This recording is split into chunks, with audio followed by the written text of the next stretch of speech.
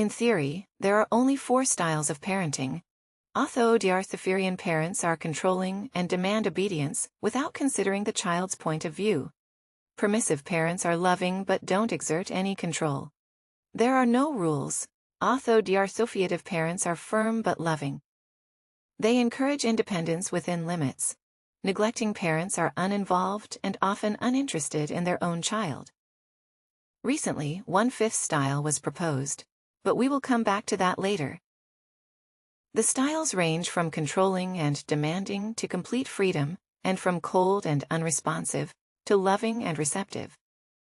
Each authoritarian, permissive, authoritarian, and neglectful parents have their place to understand what it means to grow up with parents. From each end of the spectrum, we can imagine the lives of 4 children. Sarah's parents are authoritarian. They love their girl, but they believe that strict rules are important to make Sarah become well-behaved and fit into society.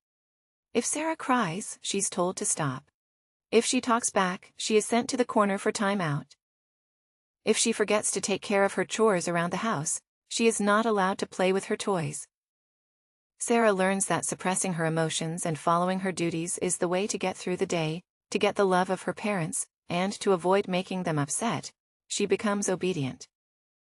However, because Sarah was never allowed to decide for herself or follow her intrinsic interests as an adult, she doesn't know what she really wants.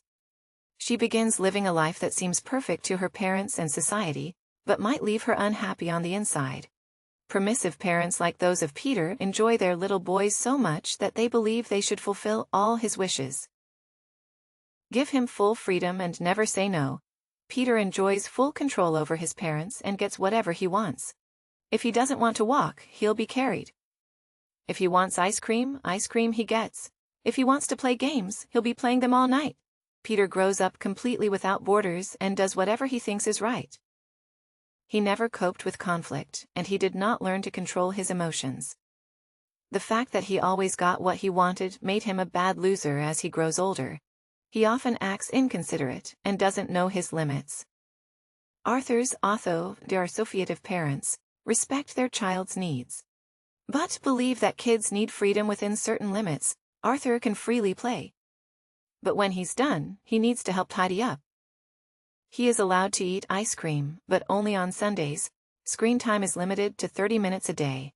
There may be conflict, but the parents listen to what Arthur has to say, and then lay down the rules.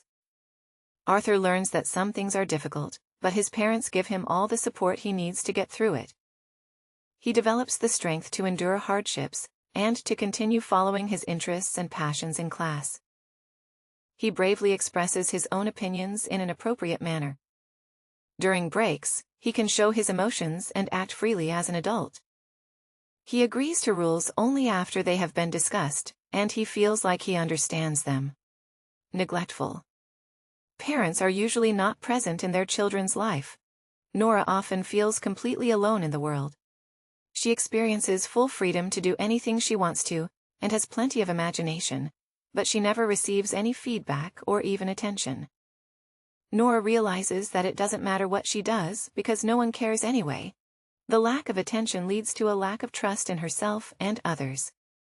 She becomes insecurely attached, unable to form healthy relationships, and develops a negative image of herself to stop feeling unworthy of love.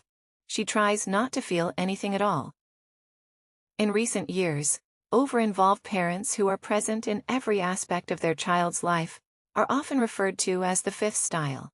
These parents are also known as snowplows, removing obstacles out of their kids' path, or helicopter parents who hover about and micromanage every aspect of their child's life, since they won't let their children do anything alone. The children can't learn to overcome challenges by themselves. Research infers that these children don't like to solve difficult problems like perseverance, and may even procrastinate and protest when something requires a lot of effort. Since most research on parenting is based on self-reports, and was done in the US and Europe, it is not clear how strongly the observed effects will hold up in controlled observational experiments, or in other parts of the world. The 4 parenting styles were first introduced by psychologist Diana Baumrind for good parenting.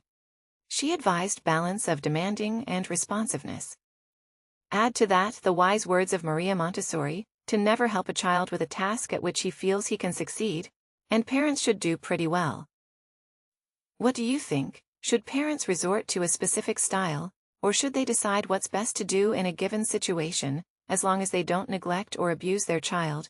To download this video without background music, and learn more about the topic, visit Sprout.Schools.com for a free masterclass on attachment parenting.